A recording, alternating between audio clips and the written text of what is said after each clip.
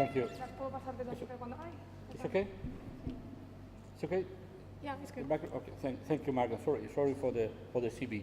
It's just to say I'm a member of the Spanish Parliament and now acting. Okay.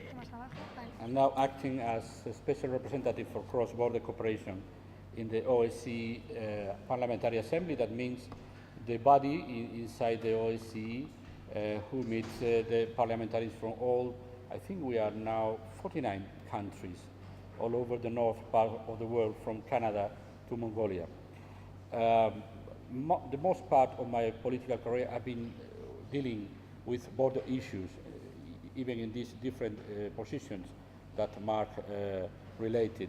And I think it's very important to meet with you and to share our thoughts about this strange being that are borders in the moment. Well, borders are hotspots. Borders are the usual scenario for conflict, for mistrust, for war, for violence. State functions as tectonic plates who wrap into each other in the borders, and border means the hotspot, the place in which this contact usually means some kind of conflict. We are living now a period of we call reborderization of the world. We thought some years ago about the borders has been weaker and weaker, and borders are disappearing, like in spaces like European Union. But now we know a different period in which the reborderization of the world is being subject, as you see in these pictures, has been taken by myself and other colleagues in the new de facto border. This is not unrecognized international border. This is the border between South Ossetia and Georgia in the Caucasus, and that means that this is some kind of new border with no international recognition, but with the bad aspects and the bad consequences of a border. People for border, these people that you could see in the picture, people like Víctor Vanishvili. Ah, muy bien, gracias. Bueno, eso está girado. ¿Cómo lo paso? Perdón. Mira, aquí. Con ese, sí, para adelante y para atrás. Ok, perfecto. Ah, perfecto. Well, ¿puedo pararlo? Sí, espera un segundito.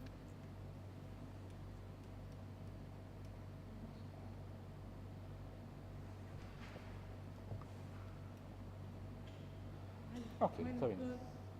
Well, people from borders, people who the inhabitants of the border areas are people that historically has suffered the international conflict.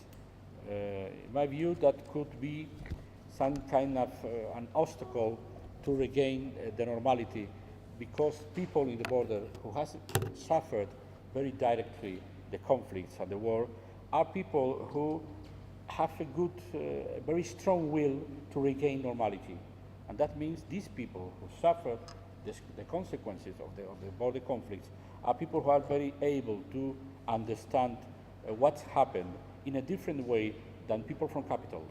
People from capitals are reading papers in which the conflict has been feeding over and over, but people in the borders who suffered directly the conflict has a very different view of the conflict, because normally they had in the past close contact with the other part of the border.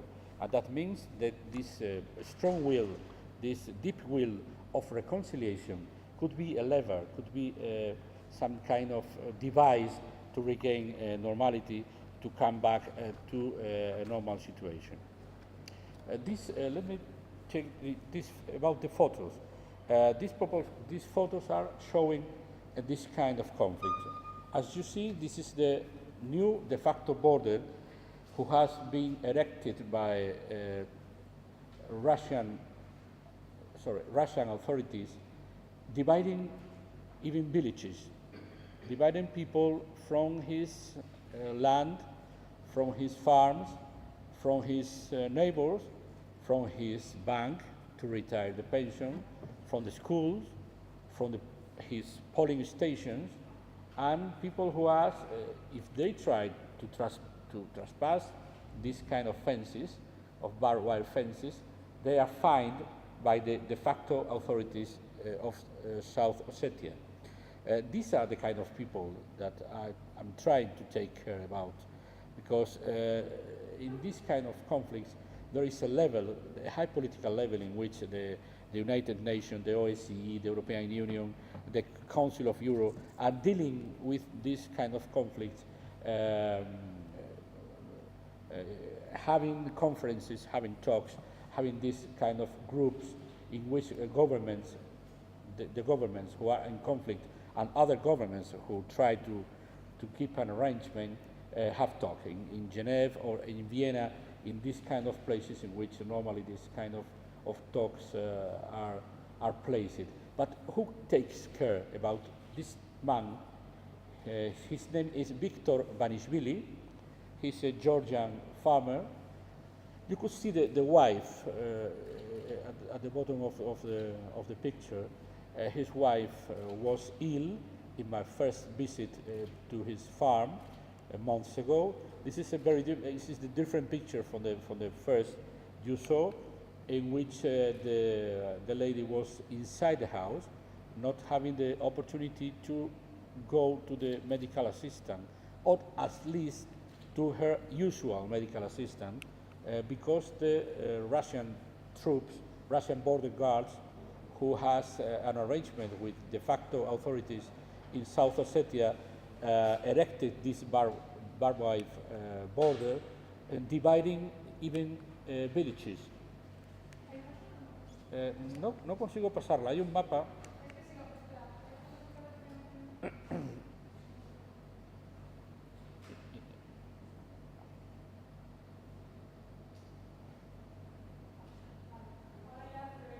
Okay, as you see, this is a village in which Viktor Vanishvili farm has been separated by barbed wire from the rest of the neighbor. And that means that Viktor and his wife are not allowed to go to his farm, are not allowed to go to have some groceries from the usual shops, and people from the surroundings are trying to help him and his wife, giving him some basic groceries. But that means this is an example of the new consequences of the de facto borders in our part of the world, in the area of the OSCE, in which we try to explain that we are very civilized people and very democratic nations and states. But that is happening in our area, in which this citizen, Viktor Vanishvili, are not allowed to freely move in his own country.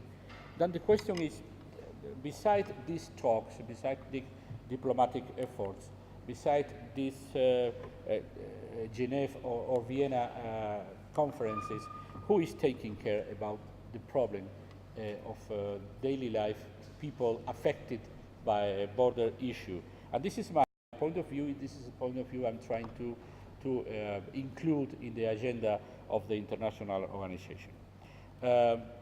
Usually, this kind of conflicts, every conflict in a border has a frame, a theoretical frame to study it. Is the conflict cycle. The idea of the conflict cycle, that means you could study a conflict from the beginning to the end, and you could have more or less some figures, some ideas that has been repeated in every conflict, and you have a theoretical frame to study that. In our first approach from the theory, the idea of the conflict was very linked to the violent conflict, to the armed conflict, to the war, to the violence. And that was part of our frame, theoretical frame, during the last 25 or 30 years. But from the very beginning, we all know the people who are dealing with conflict, that we have to broaden the scope. We have to amplify the idea of the conflict cycle and including new elements as economy, environmental, of human consequences of a conflict. That means for us the creation of a theoretical frame in which the idea of the confidence building measures is very important to prevent conflicts, and if conflict finally clashes, the idea of the settlement of the conflict. This is a key tool to study the conflicts. The confidence building measures could be military confidence building measures, for example, the checking of small arms, small weapons in a border, or it could be non-military or civil confidence building measure that means link economic relations, human relations, trade, etc. My main idea, my main thesis, and I've been working for a long time, is that in a conflict between neighbors, the conflict does not end with a secure border, but with a cooperative border, with a cooperative one. That one to open the concept, to extend the idea of the conflict to a new stage, to a final stage of a conflict in which the security in the practical aspect is not enough to prevent the comeback or the return to the violence. This is the idea. The idea is to create a period in which, when the conflict has passed, you have to create cooperation links to prevent new conflicts. And this is very important because that means it's not just the military measures, it's not just the police or custom measures. You have to take measures in the human aspects. That means economic links, that means trade, that means cultural links, that means religious contact between borders, especially in borders in which there are different religions, heritage in every part, and even marriages. In borders in which there are a peaceful situation, normally there are marriages, there are couples from one part or another. That means we have to regain a status of normality. That means a cooperative border beside the idea of the conflict. That our target is just to shoe the border as a surgeon. When a surgeon has an open wound, he has to shoe to create to create a scar, para crear lo que queda después de una operación, después de una herida, cuando se cierra queda una... Scarf. Scarf, okay. Cicatriz. Una cicatriz, eso es. We have to shoe the open wound of the border in a conflict to create a scar. That means some kind of normality. It's not going to be the same normality after and before a conflict. This has been very clear. But we have to recreate the conditions in which the conflict was a peaceful conflict. It's the same idea that lays in the beginnings of the European Union. The very beginning of the European Union is not a question of the size of the oranges. It's a question of avoid the war between neighbors, having close economic contacts and close trade contacts. It's for that, the main idea of the fathers of the European Union was to create links between the industry of war. The coal and the steel was the first goods that we put together in a common market. The common market of the steel and the coal. That means the common market for the industry of the war. And that has been amplified with a lot of other goods for trade after having some kind of free movement of people and goods, and now we have a very close political union. But the idea in the very beginning of the European Union was to avoid the war, creating economic links. This is the main idea that I'm trying to export to this kind of conflict. There are two main ideas that I think are both very useful for that. The idea is to have a horizontal tool that is a cross-border cooperation. The European Union has a lot of experience, 50 years of experience in cross-border cooperation. We have to export our experience in cross-border cooperation, creating a new tool for the conflict cycle. The tool is cross-border cooperation. You have a lot of tools for a conflict. You have to disarm, you have to envoy people who monitor the trade of small weapons. You have people who have to regain some kind of institutionality. My idea is we have to include a new tool, a new horizontal tool that is cross-border cooperation to create this condition similar to the condition of the border before the conflict. With this idea, I promote a resolution on the Parliamentary Assembly of the OSCE during our summer meeting in Monaco 3 years ago, 212, that is called Enhancing Cross-Border Cooperation Policies in Post-Conflict Scenarios. This is the idea. The idea is to use this tool and to use the experience of the European Union. Obviously, we have, it's full to try to recreate after European Union the same legal conditions.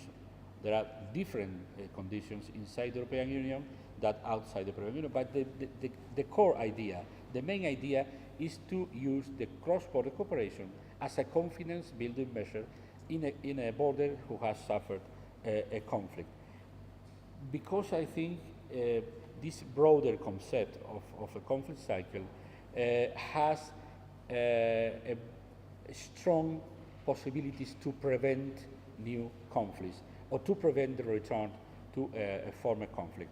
Because if you have human links, if you have trade links, if you have economic or religious links, it's more expensive to come back to the violence because you have a cost, you have a political cost returning to the conflict. And this was the main idea that I introduced in the agenda of my organization, has been approved unanimously. The idea now is to use the European experience in cross-border cooperation for these kind of places who have suffered an international conflict or a border conflict. We have a very experienced association, the European Association of Border Region, who has the hard disk of the whole experience for the last 50 years.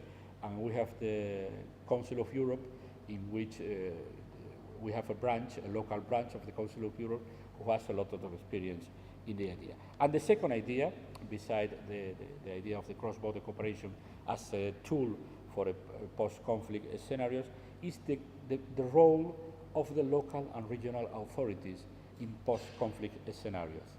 The idea is this kind of talks in Geneva, in Vienna, between governments has been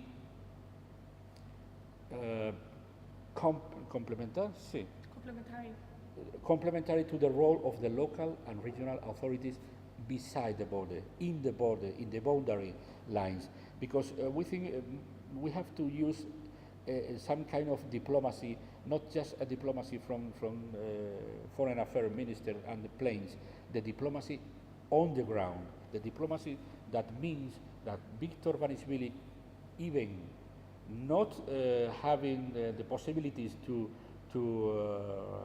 disappear, this barbed wire, could go for his grocery.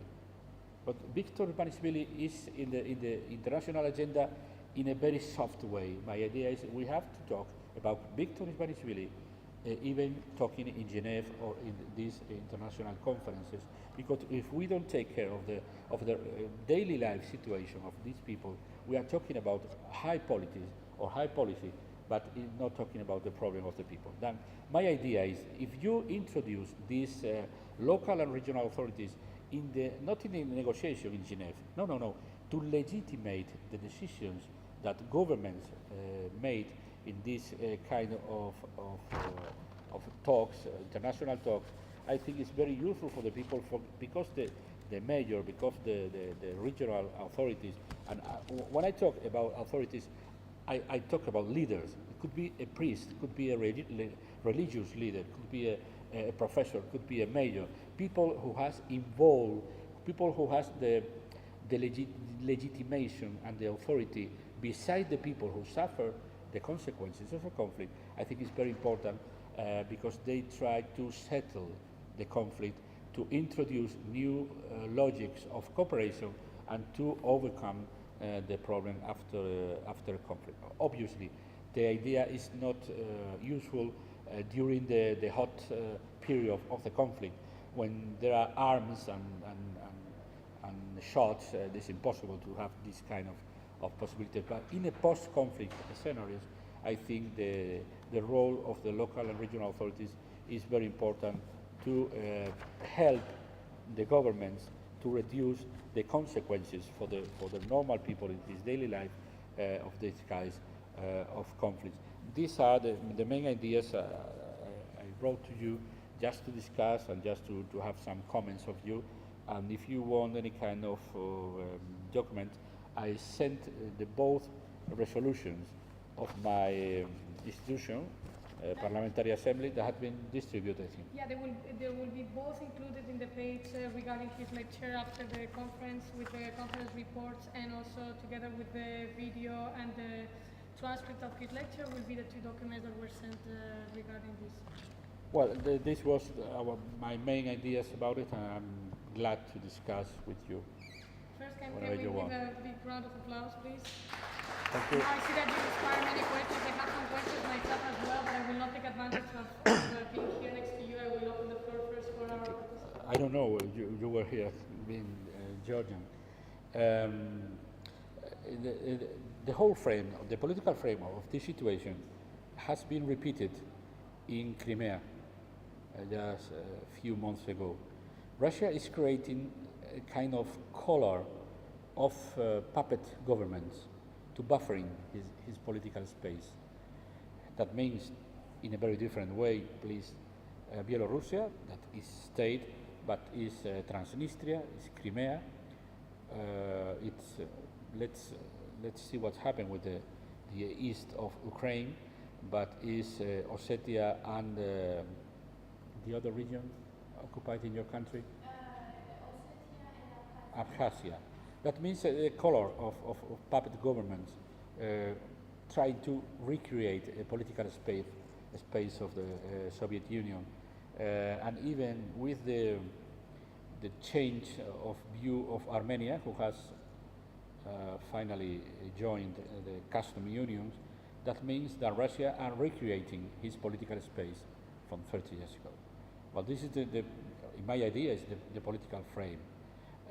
This conflict and the problem of the people, as you see, as you know, when the conflict of your country with Russia, the war, some years ago, the OSCE mission was closed because Russia considered that the OSCE mission in Georgia helped some way the Georgian position, and that finally ends in a veto of Russian of the European Union. The only international mission in European Union in Georgia is the European Union mission, and this mission is not allowed to act after the barbed wire, not in the Simbali region. It just has to act in the Georgian side. Has not been recognized for the de facto authorities of Ossetia acting inside South Ossetia.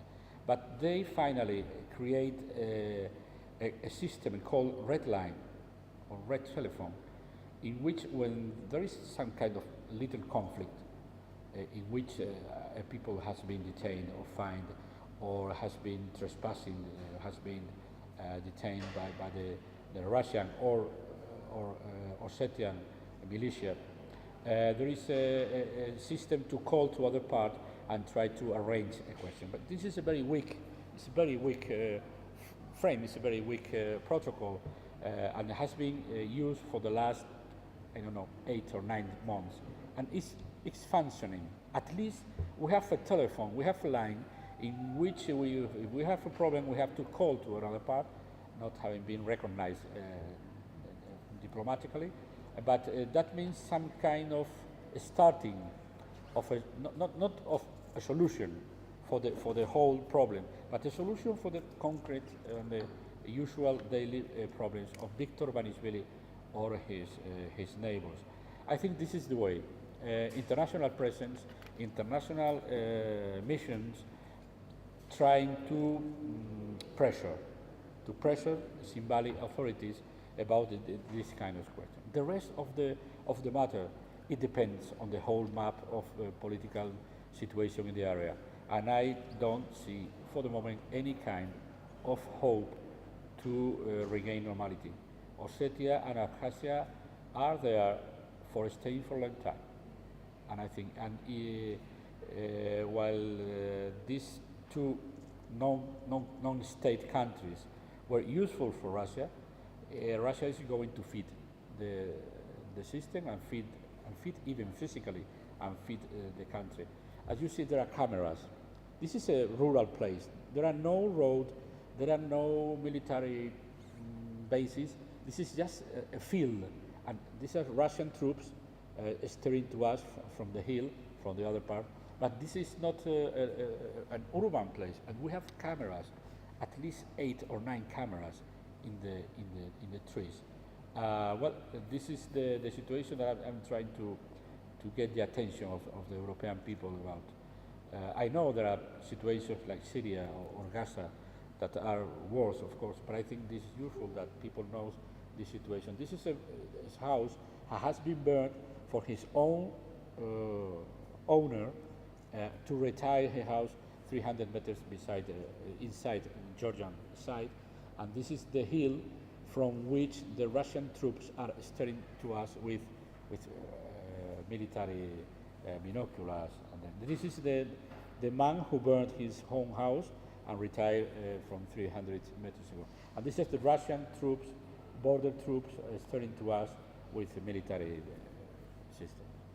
I hope the situation could be better in these kind of issues, but I'm not sure about the whole political issue. It's a pleasure to have this conversation with you. I think that the thing you call arrogance of the leaders, I think the name is nationalism. Nationalism.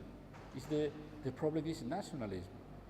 I'm a socialist, and my intellectual frame is absolutely far from nationalism, and I think the most part of the conflict all over the world have the roots in nationalism. And in this kind of new countries who has been expelled from the area of the Soviet area, there is a strong nationalism. I don't know your area. I'm not very familiar with the Middle East problems, but I think it's more or less is the same question. Is the nationalists who erect fences, because the idea of a nationalist is to create new borders, new physical borders and new intellectual borders, new cultural borders. And we saw that here in Spain. Here in Spain there are people that are nationalists or secessionists, and they just try to create a new border. The nationalists are ¿cómo se dice sembrar? Perdone? And Sow? No, to seed. To seed. Yeah, to put seed. Yeah, the nationalists are seeding borders all over the world, and I think the idea is to create a space, international spaces for opinion, for change, for links, and to create this kind of organization, as you said in your area, Asia Pacific, as we use here, European Union, Council of Europe, OSCE, from the security point of view. This kind of umbrellas, like European Union, is the only way to try to stop this rising of nationalism. When the nationalism rise, the problem is for Victor Ivanishvili. It's a matter of fact. It's the history. We all know that, and we think, as we saw in the European Union, if you could create this kind of political spaces as the European Union, the nationalism could be reduced to a normal standard or way in which we could have a good football match, and we could shout a lot the football match, but we don't think about the French people like we thought 25 or 30 years ago. Because our people are going for Erasmus program to, my daughter has just come back from Edinburgh and now is going to another country. And I think this kind of relations reduce the danger of nationalism inside Europe. I thought that if we could create some kind of political spaces of dialogue, of links, economical, cultural, human links, this is some kind of vaccine for nationalism. But I'm not sure. It's a vaccine. It's not as a surgery. And probably for this kind of we need some kind of surgery. Okay, that depends on the previous situation before the conflict. If there was a situation of cooperation, the idea is to regain the same situation. If not, it's quite complicated because there are no previous relations, because there is a very difficult physical border, a huge river or mountains, etc. is difficult. But my idea, who has not been used in this area, is to incorporate the local and regional authorities to this political logic. But this is hard to comprehend for the foreign affairs ministers, because they have a very standard shape of mind concerning the conflicts. The conflicts are going to be resolved in international talks, in a high political level, and normally the foreign affairs officials don't see clearly the role of the local and regional authorities. Even they think could be a mess or a problem to let these kind of authorities to act in a conflict. The idea is just to convince the diplomats and the high-rank officials of foreign affairs ministers that it could be useful for the daily life. In any humanitarian, let's say also in any humanitarian mission, I think it's key to deal with the local authorities. But I mean, with regards to how you communicate with the citizens there, is there any? Well, this is the idea. I think if a foreign affairs ministers go to a border, a conflict border, probably it's more useful for the minister to go there, accompany with a major who is going to legitimate in front of the neighbors the position of the ministers than on the contrary. I think the legitimation of a policy of a government could be helped by a clear position of the local authorities. But this is not functioning now, and even it's not going to function in conflict, in a hot conflict. This is we call post-conflict scenarios. That means the violent conflict has disappeared, and we have to regain, using this confidence-building measure, to regain some kind of normality after the conflict.